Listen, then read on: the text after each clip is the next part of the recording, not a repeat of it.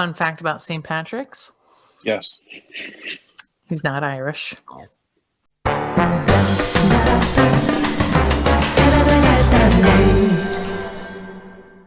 Working at events since 2005, I've always been inspired by people coming together to share ideas. I'm Amanda Younger, and I'll be your host on Happy Hour, where I share a drink and a laugh with guests over stories and our hope for the future of the live event experience. Today, I'm speaking with Britton Hogge. He's coming back because it's St. Patrick's Day. I'm wearing my Jameson shirt. It's awesome. And we are doing another tasting with Flaviar. We're doing the Irishmen. It's going to be a lot of fun. Actually, last time we were with Britton, it went on a little long. So we're already going to break this up into 2 parts. So I hope you enjoy part 1 of our tasting with Britton. Special thank you to Loxamana Media. You create, we capture. Be sure to continue the conversation with us online at eventspeak.com. Subscribe on Apple and Google Podcasts. Follow us on Spotify and iHeartRadio, and favorite us on Stitcher to get all upcoming episodes and help others find our show. Be sure to comment below. We love as much feedback as possible in the early stages, as a promotional giveaway is on. That's right. A lucky listener will be randomly picked from our followers on Facebook and Instagram at Happy Hour AY. That's Happy Hour AY. Looks like Happy Hooray. Together, we can make the difference in live events. Welcome back to another episode of Happy Hour with Amanda Younger. And I brought back our favorite, Britton Hogge. How are you doing, Britton? Hello. I'm good. How are you? Good. Back of course, again. I know. Well, it's because we got a new Flaviar. I know. I'm really excited. And I'm doing this one the proper way. Last time I opened the top before we did the tasting and was actually reading the little cards because I was like, what is all this? This is fun. What's this? But then I realized that's the cheat sheet. You're not supposed to do that. And so I'm leaving it alone. I'm not going to look at it. I'm going to leave the little coaster in place. I'm not going to look at it. And then when we open it, it'll be totally blind and I won't have any idea what any of it is. Fantastic. And we're actually doing because St. Patrick's Day, this is happening. We're both tasting the Irishmen in the Flaviar. Don't know which Irishman it is, but it is the Irishman tasting box. So this is perfect timing. And of course, we are celebrating it. And I think during the last episode, we kind of discussed your professional progression from the winery to my former director of operations at NYC Prague, where we met, to working at Digital Needs, of course, for your local government down there in Virginia. And we also tasted some goodies. I have the peanuts that you so graciously sent me from Virginia, and I have them here to snack on. Ooh. Yes. We are fresh out of peanuts here. You're fresh out of Whitley's? Yeah. Oh, no. We motored through them. I know. Man. But they're that good. They're the best to snack in between the tastings, if I recall. And so I'm going to be doing it again. Do it. I actually just sent some Whitleys to a couple of my gamer friends online. Oh, did, nice. A little gift exchange this year, and I was a little late to the game, but COVID had a lot of the stuff backed up and out of stock and whatever. Yeah. So, but they both got a nice little wooden crate full of Whitley's goodies. Sweet. Did you get? Do you have any new snacks other than Whitley's? What you snacking on today? Here. What's going on? Well, I don't know. I didn't come prepared with a snack today. Oh my God! What should I go get some? We have Girl Scout cookies. I don't know if you want the sweet. Well, I don't know how this is going to go down. All right. Maybe I'll do without a snack in between. Yeah. Hey, if you need to take a break and go get a snack, we can do that. Now, the other thing that we're going to do is, I think last time we had an episode, and our episode went long. So, in preparation for that, I've already discussed that this will be a 2-parter. So this is part 1 of 2 of Britton and Amanda tasting the Irishmen. Now mine's called the Angel Share. Is that right? The angel share is actually how, if you're an angel, you should share the stuff online. Oh, I see. Mm-hmm. This is not related to this. No. Yep. I mean, do it. This is what we'll do. The Irishmen. That's what mine says. You can't read it though. Right. Pull up for the coaster and notes. Yeah, but not the notes. I don't want the notes yet. Just want the coaster. So we pull off the top. We've got our fancy little stone coaster, which will be nice. Are we opening it now? Yeah, let's go ahead and do it. Okay, I need to pull the little start this pull thing. tab. Oh man, this is what we're doing for happy hour. Peel that. Oh, what a cool. Okay, and it comes open. Okay, so I've got mine. This is pretty cool. Okay, yeah, and you can kind of even see. That's well, I'll put it in the tasting box. But Irish whiskey, I always find, has that paler yeller color. As opposed to like some of the darker bourbons, which come out a little bit thicker. But this looks these are all very light. Mm-hmm.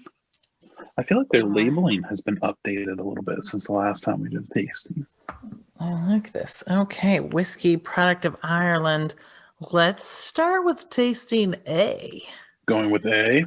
Yeah, let's do A. A little tasting glass. Okay. And I'm going to try not to dump too much out this time, because I remember last time, it was like I love B, I want more, but I had already drank all of B.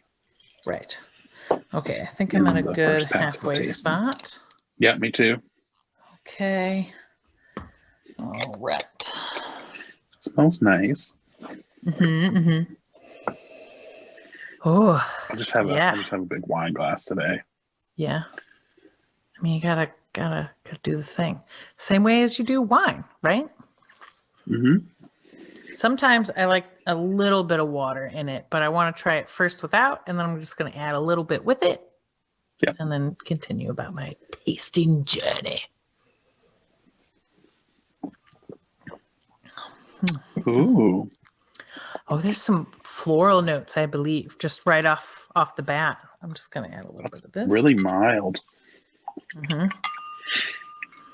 It's like a little toasty, but. Mm-hmm. Oh. Maybe a little bit big of of a banana. sip on that one, because I was like, I'm going to add a little water on it. I can take a bigger swig. And then I was like, ooh, maybe not enough water. What are you thinking? Oh, that's nice. That's really nice. Yeah. Okay. Oh, I can breathe it. I ever breathed. I'm breathing my whiskey. I was just going to say I'm really bad at coming up with the tasting notes by myself. Well, what does it say? I taste hints of Scotch whiskey. I taste hints of fire. No. No, well, do we read it now, or do we what do we do? We can. Yeah, well, we had said fruity, and we had also said, you had also said roasty. I said fruity, you said roasty. Yeah, a little roasty toasty, a little maybe banana, a little. You said floral. I would agree. A little floral, a little fruit. I don't know. Do we wait until we've tasted all of them, or do we read the notes as we go? Oh shit! Okay. Let's read the notes as we go. Okay. So I'm just going to slide A out so I don't see the other ones, because I don't want to know. J.J. Corey. Do you say that Gale? It's Irish whiskey. It's the Gale, the batch number 2. Batch number 2. Bread, nutty. I think we said nutty. Roasted. I said roasted. You said fruit. Fruit, apricot, Milk lemon. chocolate, apricot. I feel like the roasted bottle's nutty. pretty. I don't know about the waxy. I don't know about the bread biscuit. I don't know. It's funny because the more I read apricots, the more I taste apricot now. Right. Now my brain is saying, gosh, I taste a lot of apricot. Delicious.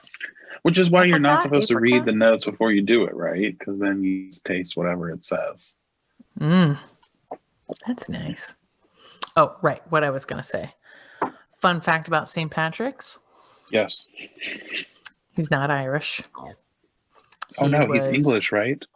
Yeah, Roman British. Yeah. And he was kidnapped by like Irish raiders. And then, of course, he was freed and he went back. I think he was like a hostage for a little while.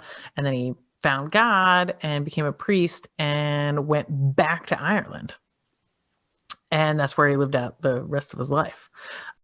So he chose Ireland. Kind of like after Stockholm being syndrome. Stolen by Ireland. You learn to love your captors. That's right. Little Beauty and the Beast. Mm-hmm. I'll come back for you. Yeah, I think that's what happened. And he didn't actually drive the snakes from Ireland because there were no snakes in Ireland ever, right? Right. It's way too cold. Also, the waters are too cold for snakes to even get there. So that's more of it's always been understood as a metaphor for driving the pagans out. So pagans being represented by snakes, the idols, blah, blah, blah, that kind of thing. So, yeah. Not trying to undo any Irish lore, though. No, it's still the same thing. It's just instead of saying, people, people in there with different religious beliefs, it's saying it's snakes. Yeah. Yeah. But I mean, it's also St. Patrick, and it's about, the spread of Christianity, which he did for Ireland. Which he did. Which is why it's a religious holiday. With his flute.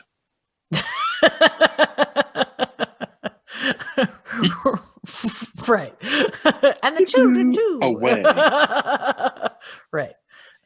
Don't go away. I will play my flute to you.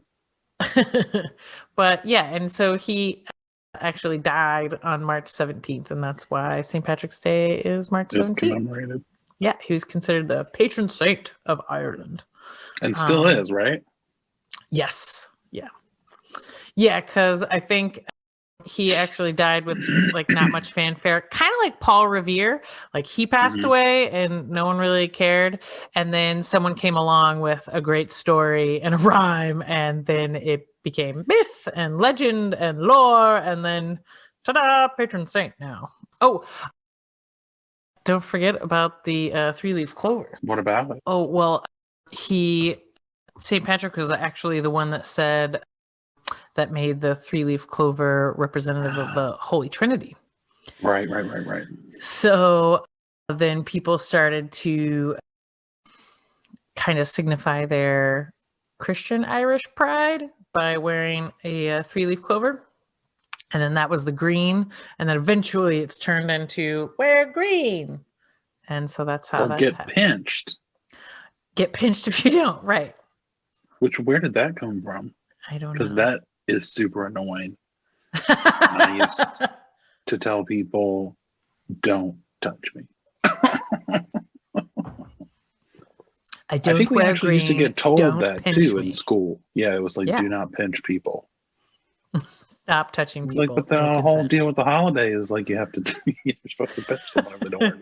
You're not wearing it. Some kids would take it too far and do the like Smurf bite or whatever it was. No, and, don't do really that. hurt you. No.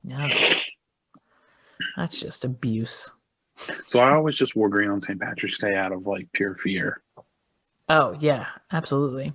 Or you could at least get green socks and be able to be like, no, you didn't see it. I got socks. Look at the socks. Well, and like that was fine, but the worst was the kids who like either forgot or didn't even bother, and then would take like a green marker or something and be like, oh, green. I did it. Like, Please leave that me doesn't alone. count. You're not wearing that. I Doesn't forgot. count I'm at all. sorry. Please don't hurt me. Please don't touch me. I've had a green marker. What we have to do to get to people to stop touching you. Your St. Patrick's Day setup is really nice, though. Mine is non-existent.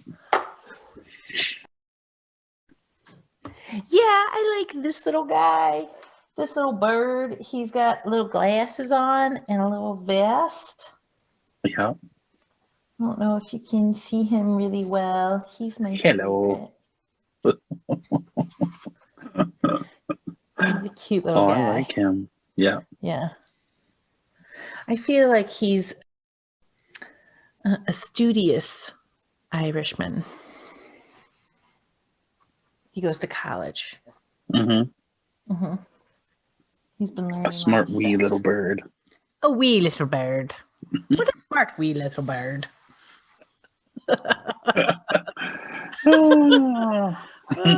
Anywho.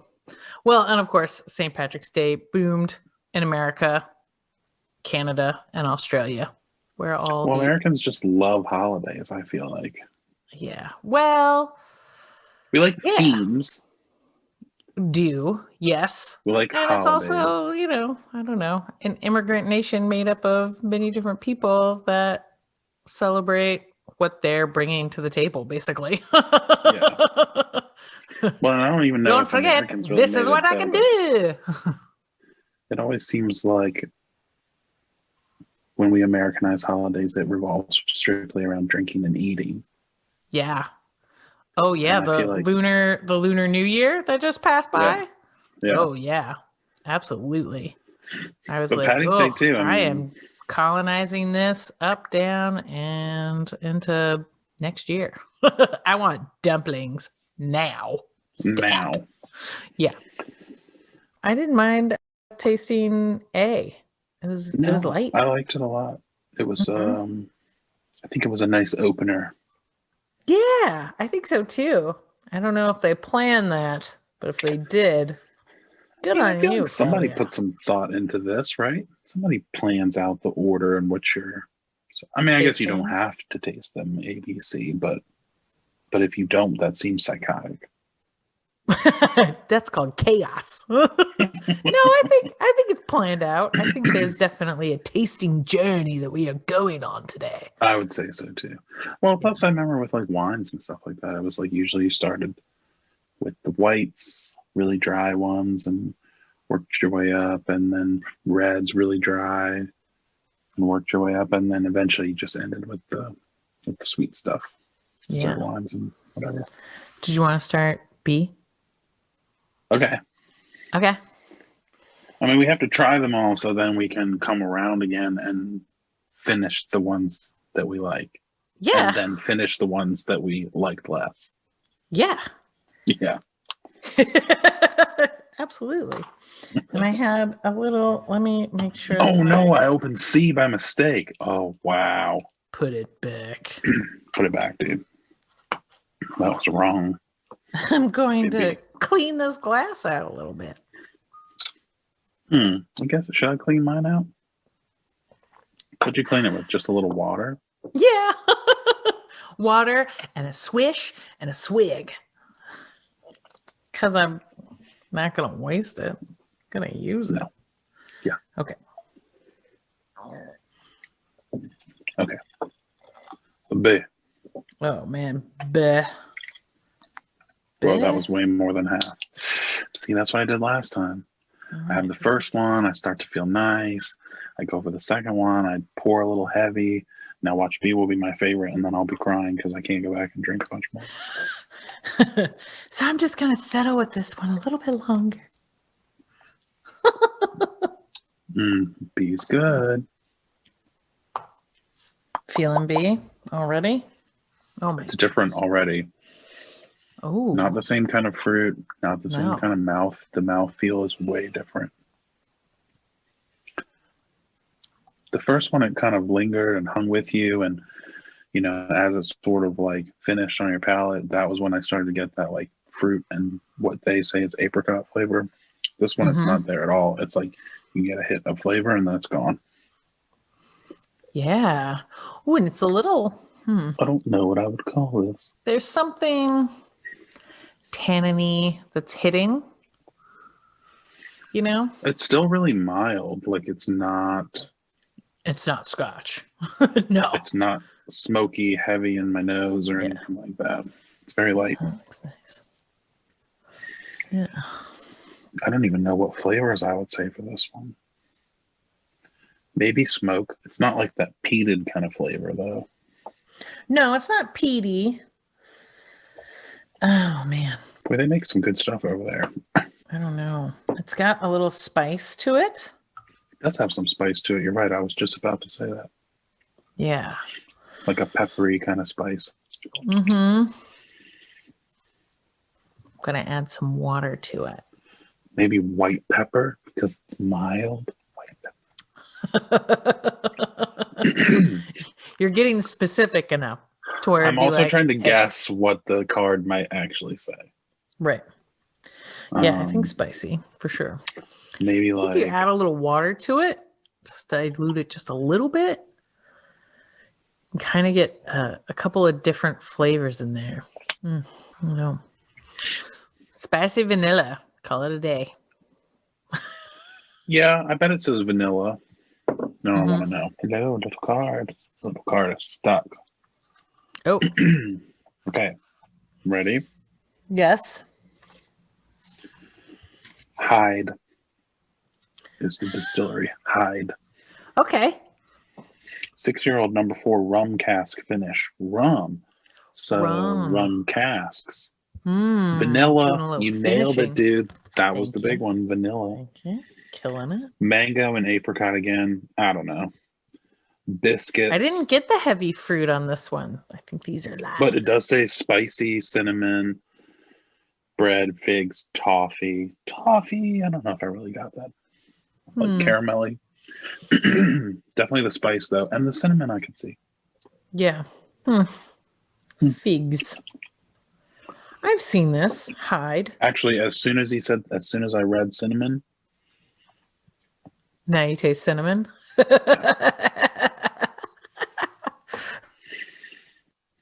They're all like that. Actually, my friend, a friend of mine that I play online with, he was telling me about, he's a huge wine enthusiast.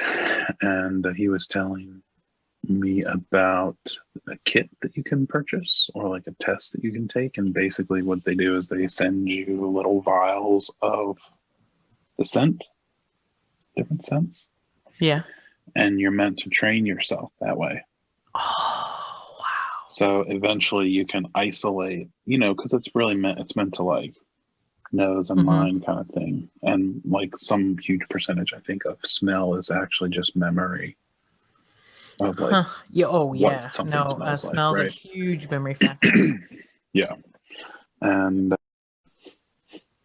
so he was telling me about that, and that he was doing it to try and sort of train himself on how to pick up some of these finer sort of things that people, because it sounds sort of absurd sometimes, it's like, this tastes like apricots, and you're like, no, it doesn't. That doesn't. Right. I know what an apricot tastes like. That doesn't taste like an apricot.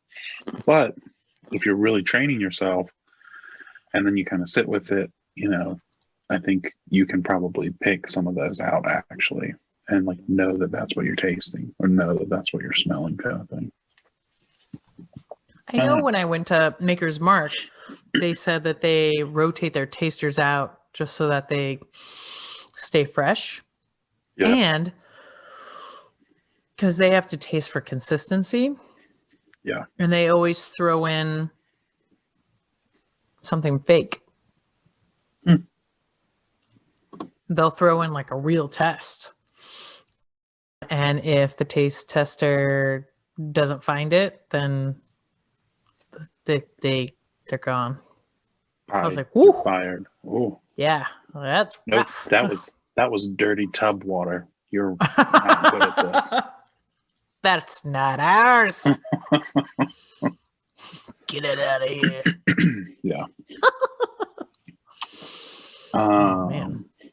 Okay. But yeah, but that's like which made me really sad when I started learning that, like, back on when COVID first started and like people were losing their sense of smell, sometimes semi-permanently, and sense of taste. I was like, if the COVID didn't do me in, that would probably be enough to like really upset me, because food and drink is amazing.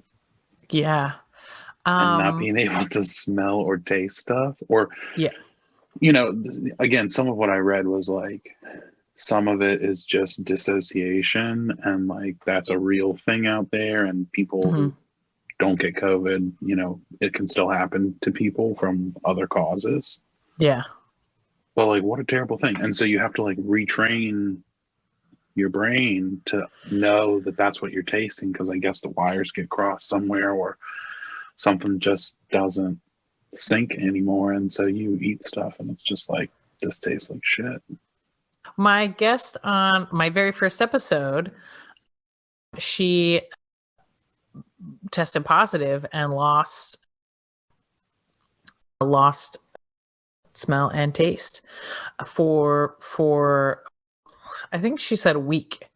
For a whole week it was gone, just completely gone. She said it was couldn't taste anything, couldn't bizarre. But that it slowly came back, and that she has it now, that kind of thing.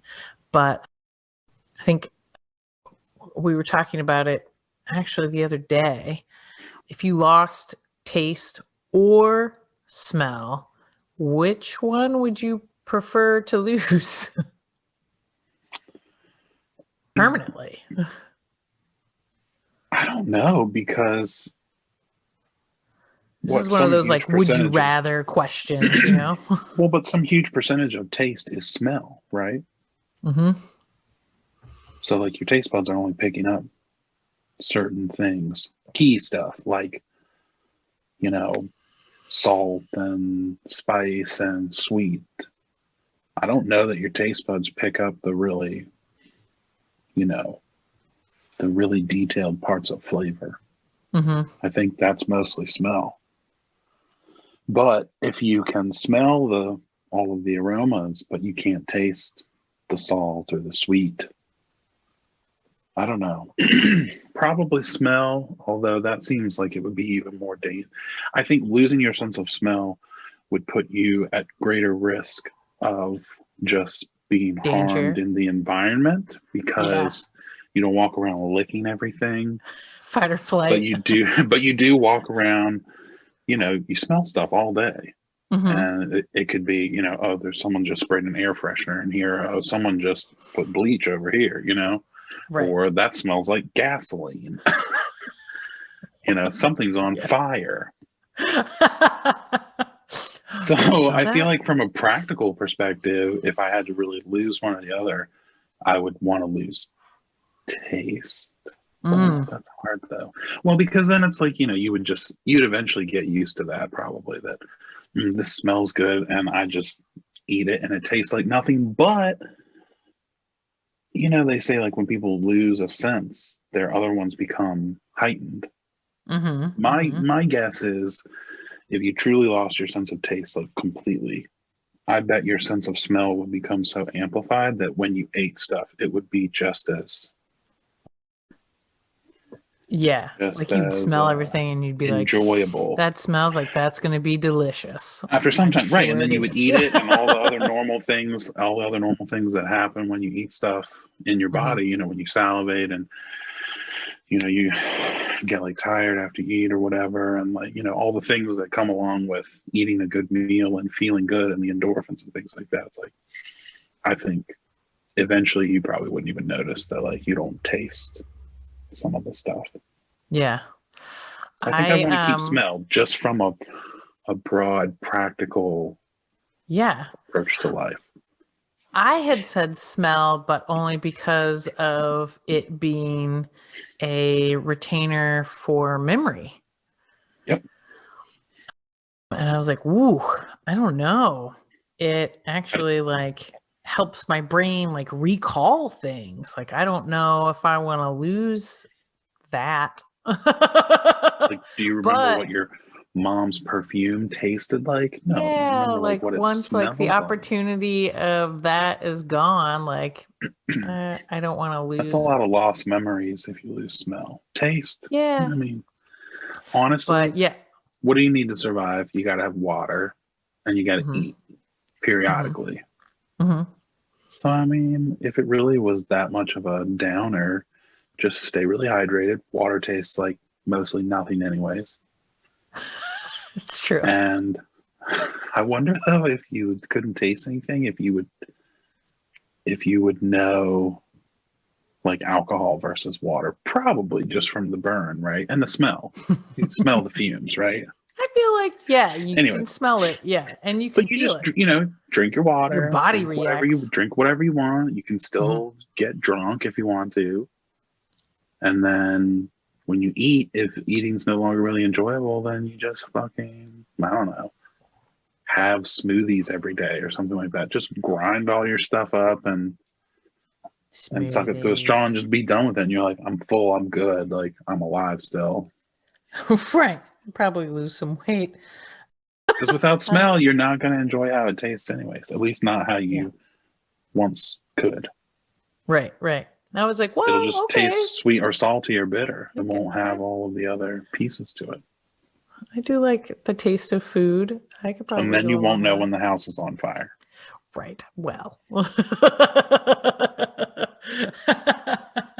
have to use your other senses now that you've lost one. Is that crackling? No, it's fine. It's fine. So I had taste it. I taste the fumes. You taste fumes? I taste them. I I think think it's the just, house is on fire. it's a hard thing to imagine, anyways. I think losing either one of them because it's like so. I don't know. Food's pretty central to a lot of what we do. We still use food and cooking as a way to gather and connect. Mm-hmm. And when you are apart from each other and you can only get together via Zoom or something like that, if you can only do it virtually, then why not do it, through like just basic food cooking demonstration.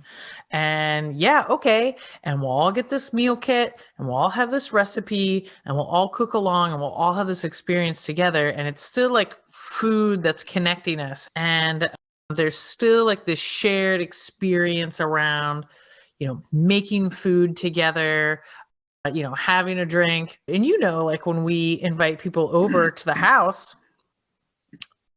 it's like the only thing that we care about is what are we feeding them?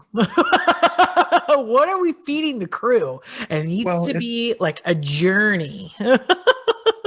and it's like one of the most important parts of like, yeah, you can have a bowl of cereal for breakfast or for dinner or whatever.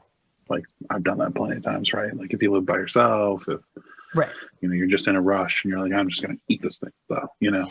I need to just get through being hungry and be done with it.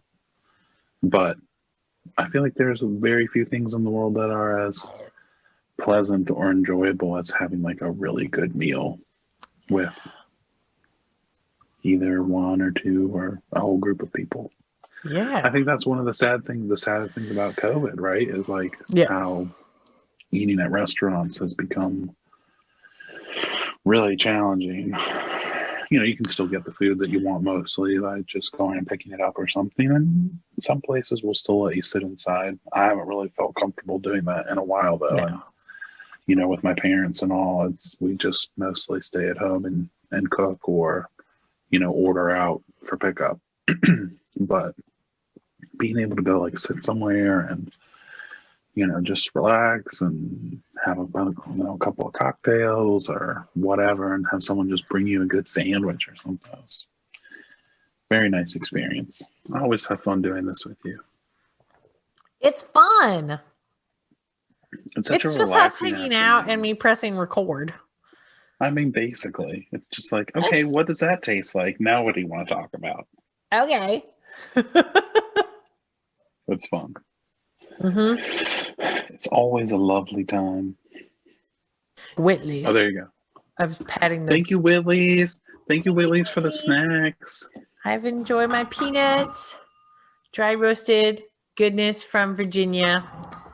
I also have, yeah, no, it's good. It's delicious. Thank you, Flaviar.